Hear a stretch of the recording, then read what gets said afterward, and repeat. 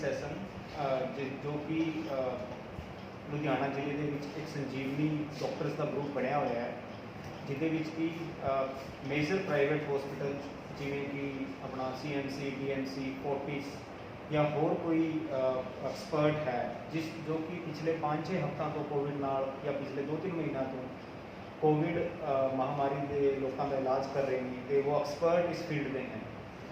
District administration Ludhiana DMC के नाल मिल के इस प्रोग्राम जो है आप चलाने हैं, जिस आम लोगों के जो डाउट्स हैं कोविड के प्रति वो क्वेश्चनस आप लेने तो उन क्वेश्चनस का एक्सपर्ट तो बेसिकली ये जो है रिप्लाई लेने हैं आप तो लोगों को दसते हैं।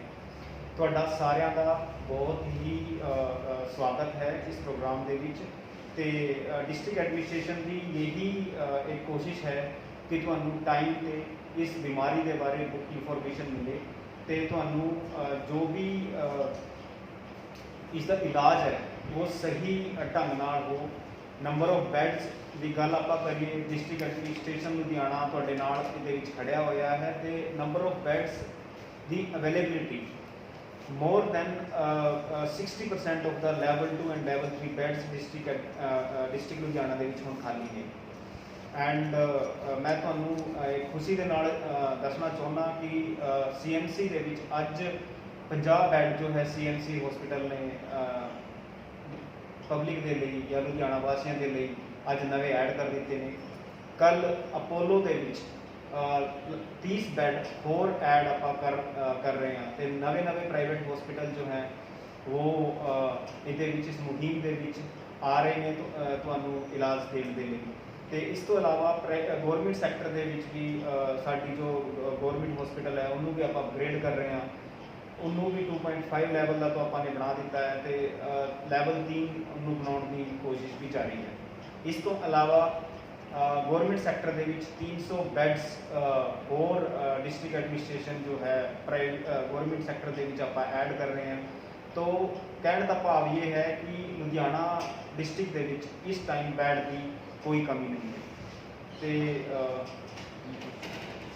ये जे किसी का कोई क्वेश्चन होवे तो वो पूछ सकता है, वो दस सकता है।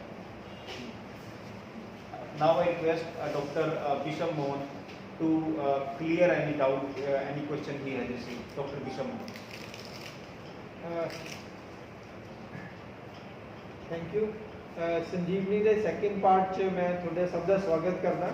तो लास्ट टाइम साढ़े काफ़ी क्वेश्चन दे असी थोड़े सॉल्व किए सीगे ते कुछ लोगों के विच असी थोड़ी चेंज भी देखी है, पर कुछ मुद्दे ने जिहड़े कि बीमारी बड़ी डायनामिक है तो चेंज होंदी रहती है। तो असीं तुहानूं दोबारा डिस्कस करने वास्ते फिर आए हैं तो कोशिश करांगे कि हर एक हफ्ते जिन्नी देर तक असीं बीमारी नूं खत्म नहीं करते, जिहड़े भी तुहाडे डाउट्स से क्वेश्चन है सानूं तुसीं दसो। हर एक बार साडे नाल कोई ना कोई जिहड़े अच्छे एक्सपर्ट्स ने जिहड़े इहनूं यूज बहुत ज़्यादा देर तो ट्रीट कर रहे हैं, तुहानूं जवाब देंगे।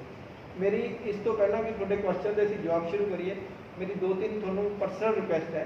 जिहदा लास्ट टाइम असीं डिस्कस कीता सीगा कि प्रिवेंशन बहुत ज़्यादा जरूरी है। सोशल डिस्टेंसिंग, ओवर क्राउडिंग तो बचना, मास्क नूं प्रॉपर तरीके नाल पाना, हथ नूं धोना। याद रखो कि ये वैक्सीन की वेट ना करो, ये सारिया चीज़ां अपनिया वैक्सीन है। जे असीं इहनूं यूज़ करांगे असीं जिहड़ा साइकिल है बीमारी का ब्रेक करांगे। जे असीं यूज़ नहीं करांगे, एडमिनिस्ट्रेशन ने हॉस्पिटल ने बहुत बैड बनाते हैं। लकीली ज़्यादा सीरीयस मरीज इस समय इस टाइम घट ने तो बैड साडे कोल खाली ने सब जगह पर बाकी हॉस्पिटल्स ते, पर ये बैड भरते देर नहीं लगेगी। पर जे असीं ये प्रिवेंटिव चीज़ां करांगे तो हो सकता है कि ये बैड की लोड़ ही ना पवे तो अपना बीमारी को जित प्राप्त करिए। तो इस तो बाद हुण असीं सवाल जवाब शुरू करांगे। एक मेरी होर रिक्वेस्ट है सारे लुधियाना वासियों नूं, असीं देखिया डॉक्टर्स ने कि कुछ दिनों तो असीं CT स्कैन दी रिपोर्टां बहुत ज़्यादा पढ़ रहे हैं ये बीमारी वास्ते। कुछ लोग डरदे मारे टेस्ट नहीं कराते कोविड का तो CT स्कैन कराते हैं। ये बहुत ही गलत ट्रेंड है। ये की हो रहा कि पहला CT स्कैन 1-2 दिन लग जाते हैं बीमारी तो, फिर टेस्ट कराते 2 दिन लग जाते हैं।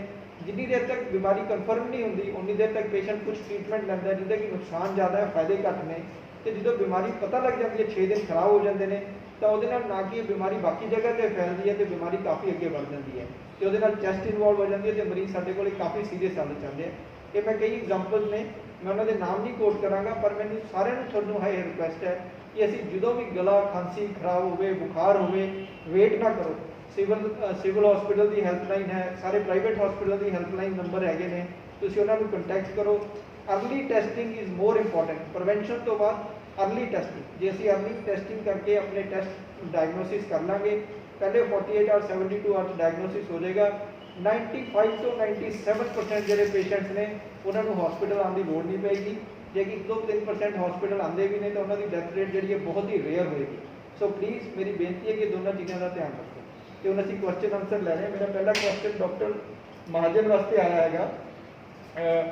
डॉक्टर महाजन, एक क्वेश्चन है ਤੁਹਾਡੇ ਵਾਸਤੇ। ਇਹ ਪੁੱਛ ਰਹੇ ਨੇ ਕਿ ਜਿਹੜੇ ਦਵਾਈ ਜਿਹੜੀ ਹੈਗੀ ਐਂਟੀਵਾਇਰਲ ਮੈਡੀਸਨ ਹੈ, ਕਿਸੇ ਨੇ ਇਹਨਾਂ ਨੂੰ ਕਿਹਾ ਕਿ ਬੁਖਾਰ ਹੋਇਆ ਤੇ ਇਹਨਾਂ ਨੇ ਦਵਾਈ ਸ਼ੁਰੂ ਕਰਤੀ, ਫੈਵੀਪਿਲ ਕੁਝ ਲਿਖਿਆ ਹੋਇਆ ਨਾਮ, ਤੇ ਕੋਈ ਟੈਸਟ ਨਹੀਂ ਕਰਾਇਆ। ਕਿ ਤੁਹਾਡੇ ਖਿਆਲ 'ਚ ਇਹਨਾਂ ਨੇ ਕਿਹਾ ਕਿ ਸਾਨੂੰ ਲੈਣੀ ਚਾਹੀਦੀ ਹੈ ਕਿ ਬੰਦ ਕਰਨੀ ਚਾਹੀਦੀ ਹੈ ਕਿ ਟੈਸਟ ਕਰਾਉਣਾ ਚਾਹੀਦਾ? देखो, जिस तरह डॉक्टर विश्व ने पहला दसिया है कि जिन्नी देर तक साढ़े को डायगनोसिस नहीं है उन्नी देर तक तो कहना बड़ा औखा है कि किहड़ी बीमारी नाल तुसीं डील करते हो। ਜਦੋਂ भी किसी को खांसी जुकाम बुखार होंदा है अजकल की डेट असीं कहने करोना है तो उन्होंने कन्फर्म जरूर करो। फवैरीपेर वगैरह जी है जी कह रहे ड्रग हैगी है, कोई बहुत वो नहीं है कि जिन्हें कोई अपना बहुत ज़्यादा चेंज करना है। मेजोरिटी लोगों जिमें 80% लोगों कोई दिक्कत नहीं होती, मतलब कि हल्का जा फीवर होएगा, गला खराब होएगा, जो कुछ नहीं भी लैणगे तो वो बिल्कुल ठीक हो जाएंगे। सो ये दवाई ने कोई वो नहीं करना कि बिना डायगनोसिस तो तुहानूं ये दवाई नहीं लैनी चाहिए। डॉक्टर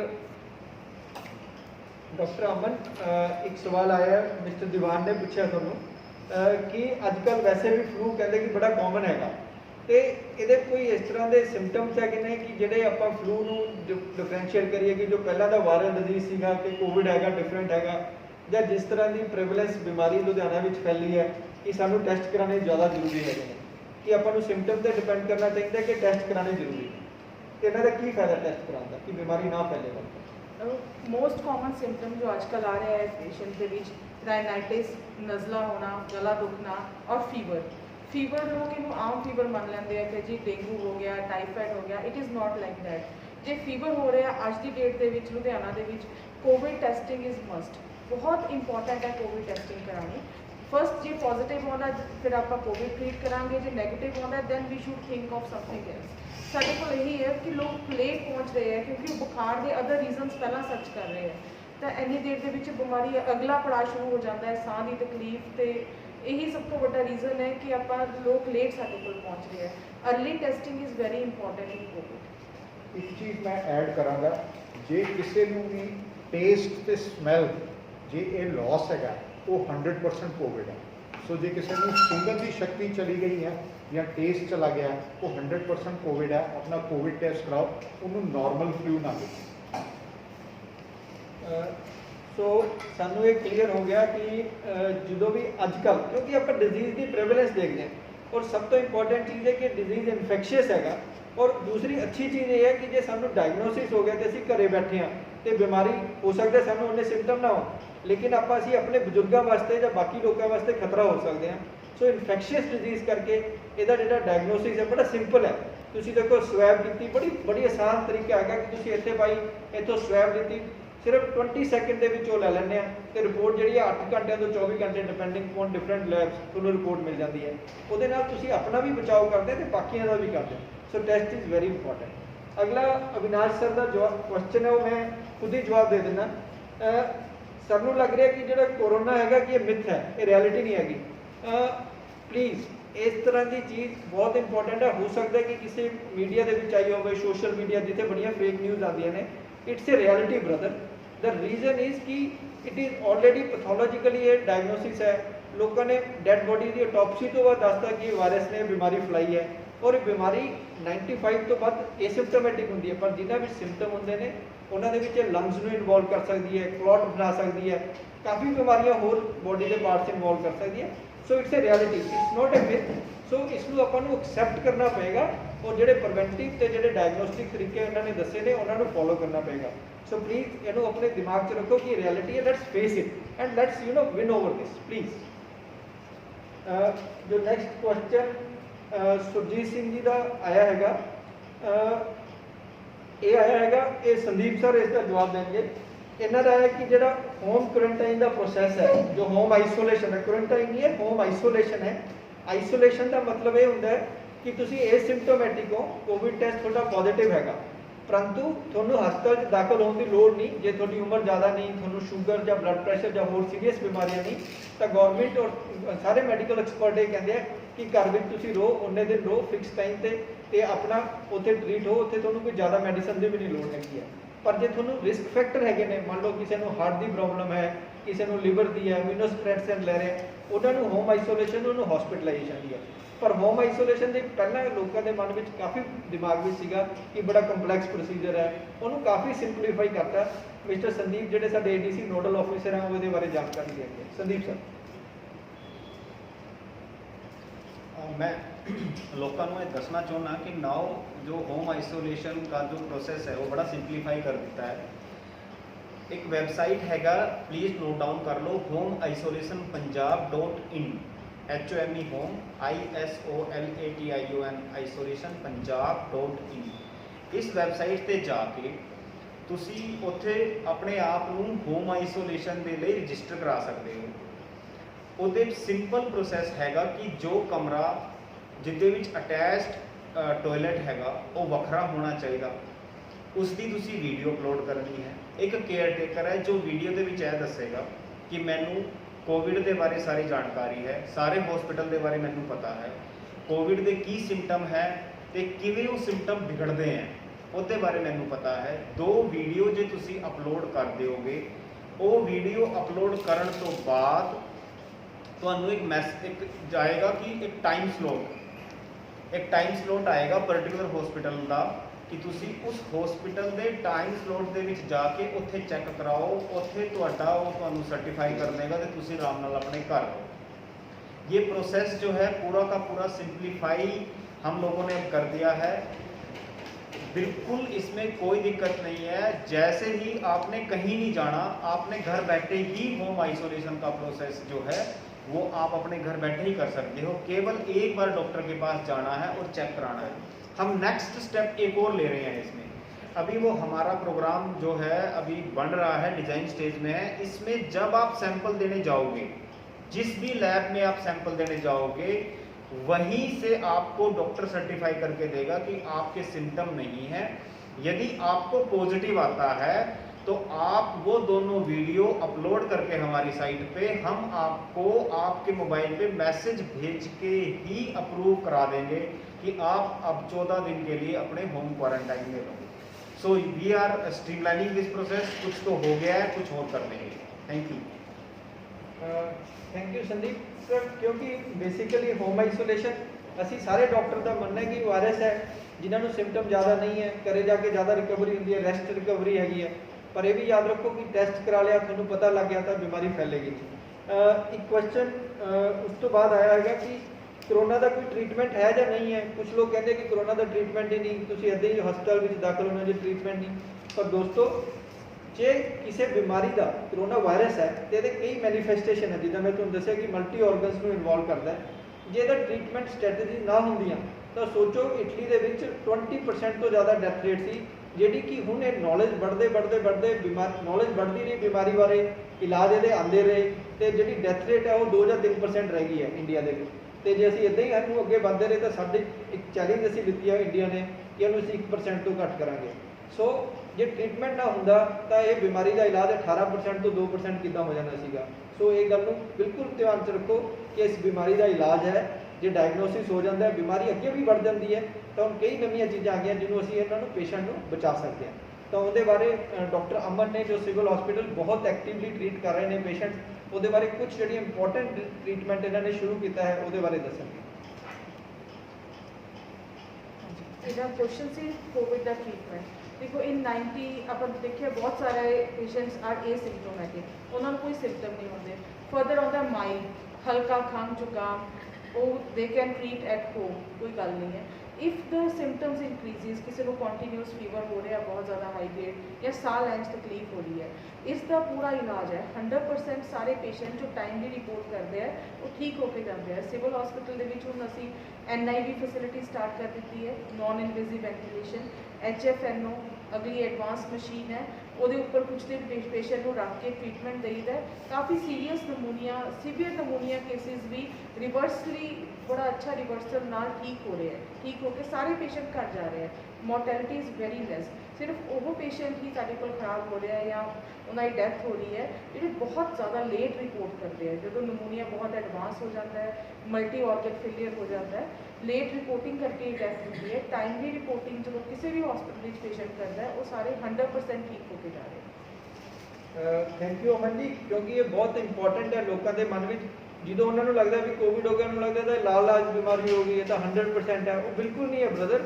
18% ਤੋਂ ਜੇ 3% ਤੇ ਆ ਗਈ ਤੇ ਉਸ ਤੋਂ ਘਟ ਰਹੀ ਹੈ ਤਾਂ ਇਹਦਾ ਮਤਲਬ ਹੈ ਕਿ ਸਾਡੇ ਕੋਲ ਟ੍ਰੀਟਮੈਂਟ ਹੈ। ਪਰ ਉਹੀ ਅਮਨ ਜੀ ਕਹਿ ਰਹੇ ਨੇ ਕਿ ਲੇਟ ਨਾ ਹੋ, ਜਲਦੀ ਆਓ ਤਾਂ ਕਿ ਆਪਣਾ ਠੀਕ ਹੋ ਕੇ ਘਰ ਵਿੱਚ ਜਾਓ। तो बहुत इंपॉर्टेंट है और बड़े सक्सैसफुल ट्रीटमेंट है। देखो निमोनिया ऑक्सीजन की घट है, ऑक्सीजन होगी। स्टीरॉइड्स ने अजकल नवी ट्रीटमेंट इंग्लैंड तो स्टडी आई सी, वो बहुत यूज हो रहे हैं बट अंडर मैडिकल सुपरविजन। कुछ लोग घरे ही और दवाई लै लेंगे ने बिना सुपरविजन तो प्रॉब्लम में आ जाते हैं। सो कुछ होर मेडिसिन ने ਜਿਹੜੀਆਂ यूज होंगे जिन्हें HCQ यूज हो रहा है, कई एंटीवायरल कुछ केसां 'ਚ ਅਸੀਂ ਕਰਦੇ ਹਾਂ, कुछ केसां 'ਚ ਅਸੀਂ प्लाज्मा ਦੇ इन्वेस्टिगेशन कर सकते हैं। जिदा दसिया कि एडवांस ਹੁਣ चीज़ां वेंटीलेटर बहुत एंड स्टेज वाली चीज़ है, उस तो पहला ही NIV HFNO डिफरेंट टाइप दी ऑक्सीजन देंदियां अपने कोले मशीन आ गई ने जिहदे नाल असीं वेंटीलेटर तो काफ़ी पेशेंट बचा सकते हैं। और खुशी की गल ये हैगी है, मैं कहना किसी को लोड़ ना पवे रब करके, पर अच्छी गल है कि जी फैसिलिटीज़ हैगी सरकारी हॉस्पिटल च अवेलेबल ने जिहड़े कि कई बड़े हॉस्पिटल च अवेलेबल नहीं है। So please don't worry and don't get dishearten, if you have a disease there is a treatment. अगला क्वेश्चन डॉक्टर महाजन नूं है। कई बंदे कहते कि यार असी टैसट की कोई पॉजिटिव आएगा कि नहीं आएगा, इसकी कोई वैल्यू नहीं, असी एवं स्वाब टैसट कराइए। बड़ी गलत धारणा है ये बारे, क्योंकि टैसटिंग की 100% कोई सक्सैस टैसट नहीं होता। पर जो थोड़ी हिस्टरी है या इसे थोड़ी दिक्कत है, एक्सरे में कोई दिक्कत है तो टैसट कराने तो वो जी स्पैसिफिसिटी वो पॉजिटिविटी है वो होर बढ़ जाती है। सो टैसट ये बहुत ज़्यादा ये सक्सैस रेट है। वो किहड़ा टैसट तुहानूं कराना चाहिए, किदों कराना चाहिए, तो उसकी सक्सैस कितनी है, डॉक्टर महाजन तुहानूं दसणगे। अजकल साडे कोल बहुत लोग आते हैं जिहड़े कहते कि साडा टैसट पॉजिटिव आ गया। उन्होंने एक धारणा यह होंदी है कि जिहड़ा मर्जी पेशेंट उत्थे हस्पताल सिविल हॉस्पिटल या किसी भी लैब चले जाए उसका टैसट पॉजिटिव आता है। कभी भी फॉल्स पॉजिटिव टेस्ट नहीं आएगा। सो गलत पॉजिटिव नहीं आएगा, फॉल्स नैगेटिव टेस्ट जरूर हो सकता है कि बंदे में बीमारी हैगी है पर टेस्ट फिर भी नैगेटिव है। 70% चांसिस होंगे कि टेस्ट नैगेटिव हो सकता है। उहदे वास्ते जे पेशेंट नूं क्लिनिकल सस्पिशन हैगा कि जे पेशेंट नूं सिम्पटम्स हैगे है, खांसी है, जुकाम है, बुखार है, साह की शिकायत है, असीं उहनूं टेस्ट नूं रिपीट कर लैंदे आ ते सानूं उहदे च हुंदा कि पॉजिटिविटी आ गई। सो एक चीज़ का ध्यान रखो, फॉल्स पॉजिटिव नहीं आएगा, गलत पॉजिटिव टेस्ट नहीं आएगा, फॉल्स नैगेटिव जरूर आ सकता है जिन्हों की करैक्ट अगली बारी रिपीट करके किया जाए। सो जिदा तुसी डॉक्टर महाजन तो सुनिया कई तरह के हुण टैसट रैपिड भी आ गए हैं। डॉक्टर साहब ने दसिया कि तुहानूं कुछ जे सानूं कई बार पेशेंट बहुत सीरीयस आता है तो सानूं लगता है कि सानूं 2-3 घंटे जिहदा जवाब पता होना चाहिए कि असीं इलाज शुरू करना कि नहीं, तो ट्रायल च रैपिड कार्ड टैसट भी आ गया जो इनफैक्ट सरकारी हॉस्पिटल के कुछ प्राइवेट हॉस्पिटल च अवेलेबल है जिन्होंं असीं जल्दी रिपोर्ट कर सकते हैं। एक होर टैसट है ट्रूनेट जिहदी रिपोर्ट अगेन असीं 3-4 घंटे लै सकते हैं। वो सिर्फ असीं तां रखिया जिहड़े एमरजेंसी इलाज शुरू करना है। रूटीन जोड़े टेस्ट ने जो PCR है वो रिपोर्ट ज़्यादातर 24 to 48 आवर्स आ जाती है डिपेंडिंग अपॉन कितना रश है कितना क्राइसिस है। बट वो भी सरकार ने तो प्राइवेट हॉस्पिटल ने प्रायोरिटी की है जो ज़्यादा सीरीयस मरीज है वो रिपोर्ट असीं जल्दी लेके आए। सो इतना होगी टैसट बारे गल। दिव्या मैडम एक बड़ा इंटरेस्टिंग सवाल पूछ रहे हैं कि कहते हैं कि जो एलर्जी है या रनिंग नोज है तो बुखार नहीं, गला खराब नहीं, तो वो वास्ते टैसट कराना चाहिए कि नहीं। बड़ा सिंपल सवाल है पर यदा आंसर साइंस के कई बार कंपलैक्सिटीज भी होंदियां ने, पर जिन्नी मैनू समझ है मैं तुहानूं दस सकदा जे तुहाडा किसी नाल कंटैक्ट या एक्सपोजर है जो बंदे नाल नहीं होया जिन्हों कोविड या करोना सी पिछले 4-5 दिनों तो सिर्फ रनिंग नोज है तो तुहानूं होर कोई सिम्पटम नहीं, तो मेरी राय तो यही है कि तुसीं एंटी एलर्जिक लैके क्रोसिन वगैरह लैके जो बुखार है फिर तो जरूर टेस्ट कराओ, otherwise just be rest and take some anti allergic for a time being. If it responds then it is fine, if it is continue और थोड़ा हेडेक हो गया, गला खराब हो गया तो थोनों ये वास्ते टेस्ट कराना चाहिए, otherwise we can avoid this test. Doctor Aman तुसी इस बारे कुछ कहना चाहोगे? simple running nose can be allergic rhinitis, ਪਰ ਇਫ ਸਰ ਨੇ ਜਿੱਦਾਂ ਦੱਸਿਆ ਇਟ ਇਜ਼ ਵੈਰੀ ਕਲੀਅਰ ਜੇ ਘਰ ਦੇ ਵਿੱਚ ਕੋਈ ਪੋਜ਼ਿਟਿਵ ਹੈ ਪੇਸ਼ੈਂਟ ਤਾਂ ਉਹਦੇ ਵਿੱਚ ਰਨਿੰਗ ਨੋਜ਼ ਬਹੁਤ ਹੀ ਇੰਪੋਰਟੈਂਟ ਸਿੰਪਟਮ ਬਣ ਜਾਂਦਾ ਹੈ। ਔਰ running knows associated with body aches, mild fever, ਇਹ ਇੱਕ ਸਿੰਪਟਮ ਹੈ ਜਿਹਦੇ ਨਾਲ ਟੈਸਟ ਕਰਾਉਣਾ ਬਹੁਤ ਜ਼ਰੂਰੀ ਬਣ ਜਾਂਦਾ ਹੈ। ਤੇ ਹੋਰ ਜਿਹੜੇ ਬਾਕੀ ਸਿੰਪਟਮ ਹੈ loss of smell and taste, ਇਹ ਪੇਸ਼ੈਂਟ ਆਪਣੇ ਆਪ ਹੀ ਸਾਨੂੰ ਦੱਸਦਾ ਹੈ ਕਿ ਮੈਨੂੰ ਪਹਿਲਾਂ ਜ਼ੁਕਾਮ ਹੋਇਆ ਸੀ ਤੇ ਅੱਜ ਮੈਂ ਪਰਫਿਊਮ ਛਿੜਕਿਆ ਤੇ ਮੈਨੂੰ ਸਮੈਲ ਨਹੀਂ ਆਈ, ਤੇ ਇਟ ਇਜ਼ ਵੈਰੀ ਇੰਪੋਰਟੈਂਟ। ਤੇ ਆਪਾਂ ਨੂੰ ਇਹੋ ਜਿਹੇ ਵੀ ਸਿੰਪਟਮ ਹੋਣ ਤਾਂ ਐਜ਼ ਸੂਨ ਐਜ਼ ਪੋਸੀਬਲ अपनी टेस्टिंग करवानी चाहिए। थोड़ी सी फेसबुक लाइव में टेक्निकल इश्यूज हैं, आप 5 मिनट वेट कीजिए, 5-6 मिनट, हम इसको दोबारा रिवाइज करके आपके साथ फिर बात करेंगे। जो 2-3 सवाल हैं उनका जवाब देंगे। With us, just wait for couple of minutes.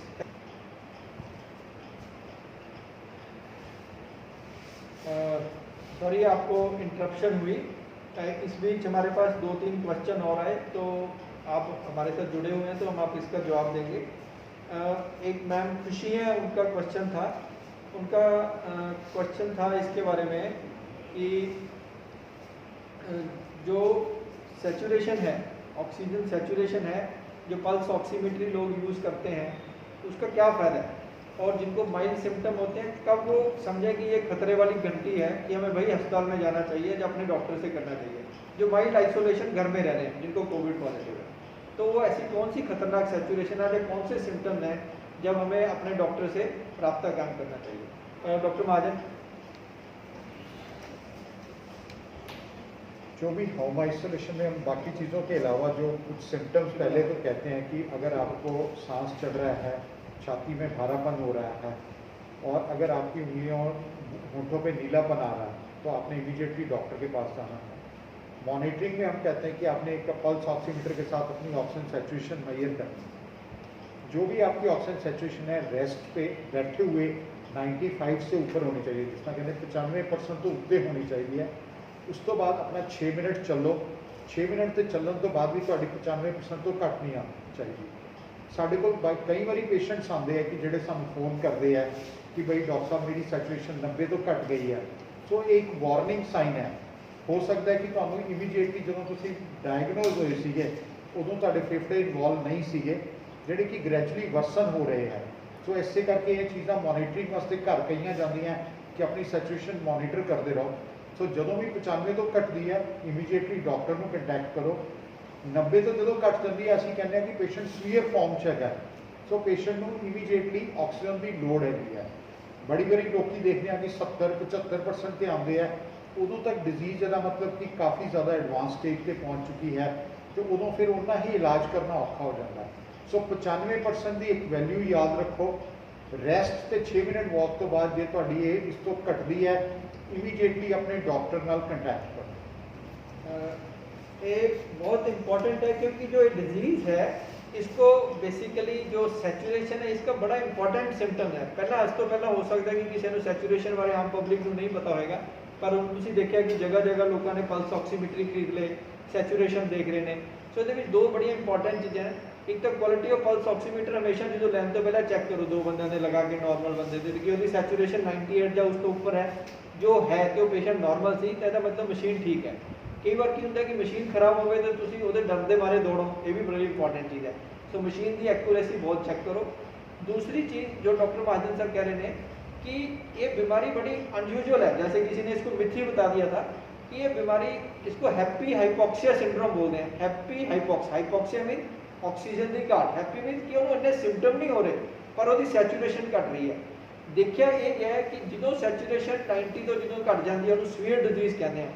तो जे उदों भी लेट बंदा पहुँचता है तो उदों काफ़ी लेट हो जाता है, ज़्यादा पेशेंट की सर्वाइवल नहीं होता, या फिर उन्होंने काफ़ी लंबे टाइम हॉस्पिटल रहना चाहिए।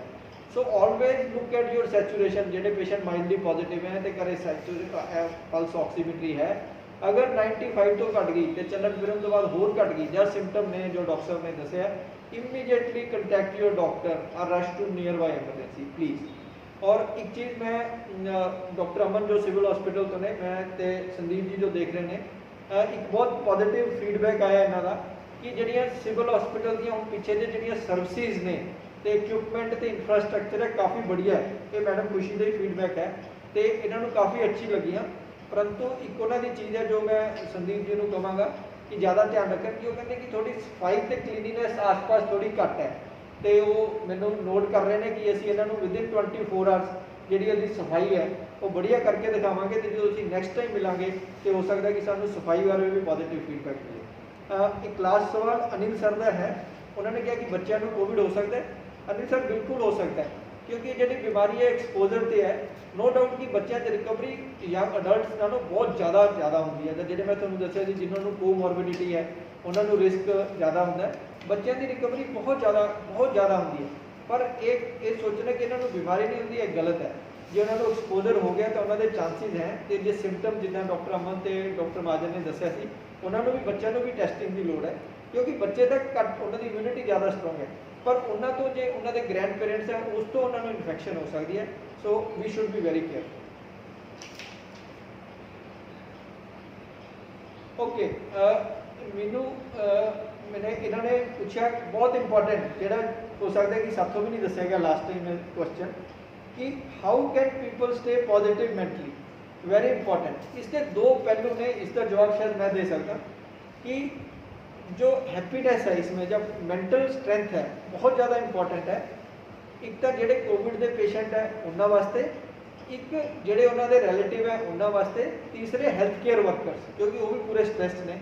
चौथा पॉइंट्स है कि जोड़े बंदों का इकोनॉमी करके स्लो डाउन हो गया, वो भी इस तो गरीब अमीर हर एक बंदा इस तो अफेक्टेड है। सो सारे की मेंटल हैप्पीनेस बहुत इंपॉर्टेंट है, पर ये हर एक बंदे को अपने अपने तरीके ने उस तो बचन को।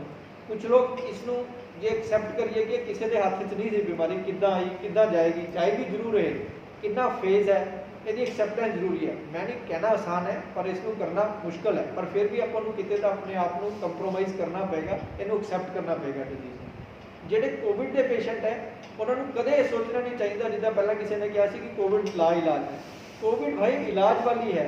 20% डेथ रेट से 3% डेथ रेट पे आ गए और उसके नीचे हम जा रहे हैं, 1% का टारगेट है हमारा। सो इलाजेबल है। हाँ ये जरूर है कि जो तुम कल्ले किसी बैड पर पैंदे हो तो मैंटल स्ट्रेंथ जरूरी चाहिए है, उदों थोड़ियाँ बुक्स, थोड़ा लैपटॉप, थोड़े दोस्तों के टैलीफोन सैलफोन वो हेल्प करते हैं, पुरानियां यादां उदों हेल्प करदियां ने। तो कुछ हॉस्पिटल्स ने, इनफैक्ट सिविल हॉस्पिटल्स को भी कुछ कल तो वॉलंटियर्स आ रहे हैं जोड़े साइकोलॉजिकली डॉक्टर्स जोड़े साइकोलॉजिकली पेशेंट्स इन्होंने सपोर्ट करेंगे। इस आम पब्लिक को भी मेरी रिक्वेस्ट है कि जोड़े कोविड पेशेंट हो जाते हैं उन्होंने आइसोलेट ना करो, उन्होंने दूर इस तरह अनटचेबल ना समझो। पब्लिक को भी जोड़े उन्होंने पड़ोसी हैं महल्ले वाले ने उन्होंने मैंटल साइकोलॉजिकल सपोर्ट देना साडा धर्म है। इस तरह का वो दोस्ती का दी जो थोड़ा लगे कोविड है तो फोन बंद कर गया, इसका कोई फायदा नहीं। पब्लिक की सपोर्ट, हॉस्पिटल वालों की सपोर्ट, साइकेट्रिस्ट की सपोर्ट, पेशेंट का खुद का मनोबल बहुत जरूरी है मेंटली फिट रहने वास्ते। वो मीना जी कुछ मैं थोड़ा दसता, पर ये कुछ ऐड करना चाहोगे तो सानू नैक्सट टाइम जरूर ऐड करिए। दिव्या जी ने ओके, दिव्या जी ने फिर एक क्वेश्चन पूछा कि जो रनिंग नोज है तो सैचुरेशन नॉर्मल है, टेस्ट कराना चाहिए? बिल्कुल नहीं कराना चाहिए। जे थोड़ा फीवर है, गला खराब है, या किसी पेशेंट नाल एक्सपोजर है, या कंटैक्ट होया उस पेशेंट नाल पिछले 5-7 दिनों तो थोड़ा टेस्ट कराना चाहिए। Otherwise running nose you should wait, take anti allergic, if it responds it's fine, but if new symptoms comes then you should go for test. This is my humble request to you. So समय काफ़ी हो गया, पर ये last Jain साहब का असीं question लै रहे हैं, तो उस तो बाद असीं नैक्सट वीक थोड़ा मिलांगे। ये भी जो थोड़े कोई क्वेश्चन होंगे ने ये थोड़ी है इस चीज़ से तुसीं फेसबुक से जो एड्रैस है ये क्वेश्चन पा सकते हो, अपना फोन नंबर भी पा सकते हो। जो बहुत इंपॉर्टेंट होए सानू ये दे देंगे तो असीं तुहानूं पर्सनली भी जवाब दे सकते हैं। संदीप सर पूछ रहे हैं कि regular and sufficient staff is needed to maintain cleanliness at civil hospital। Sandeep sir ये मैं सिविल हॉस्पिटल काम नहीं कर रहा, परंतु मैं फिर भी इन्होंने वालों कुछ जवाब थोड़े करना चाहूँगा। It's a huge burden on an infrastructure all over the world. The infrastructure पूरे वर्ल्ड की क्रम्बल की है। नो डाउट थोड़ा जो सुझाव है बहुत इंपॉर्टेंट है कि ये रेगुलर और सफिशिएंट स्टाफ होना चाहिए, but staff health care worker जो मैंने पिछले बोला साइकोलॉजिकली उनको भी एक्सपोजर हो रहा है, वो भी स्टाफ कई बार बीमार हो जाता है, फिर उसको 2 हफ्ते घर रहना पड़ता है। तो उसके साथ में नया स्टाफ आता है, तो ये जो साइकिल है वो कई बार पूरा नहीं कर पाती। कोई भी एडमिनिस्ट्रेशन है, कोई भी हॉस्पिटल मैनेजमेंट है, वो हमसे पूरी नहीं हो पाती। सो कई बार हमारे में कमियां रह जाती हैं। पर आपकी बात बिल्कुल ठीक है कि सफिशिएंट स्टाफ होना चाहिए। एस्ट में कुछ एनजीओज हमारे साथ जुड़ी हुई हैं, शायद सिविल हॉस्पिटल में भी जुड़ी है ना संदीप सर, कि वो उन्होंने ओपनली सपोर्ट कर रही हैं कि वो जो सफाई कर्मचारी हैं, सपोर्ट स्टाफ है, साइकोलॉजिकली वाले हैं या डॉक्टर्स हैं, वो वॉलंटियर आगे आ रहे हैं। जब इस तरह का ह्यूज बर्डन सोसाइटी पे हो तो हमें सबको रल मिल के पूरी हेल्प करनी चाहिए, चाहे वो सिविल हॉस्पिटल है या प्राइवेट हॉस्पिटल है। इनफैक्ट गांधी जी का ये सपना ही था कि हम सबको एक साथ मिलकर ये करना चाहिए। Thank you very much Jain साहब। अच्छा जी, नमस्कार।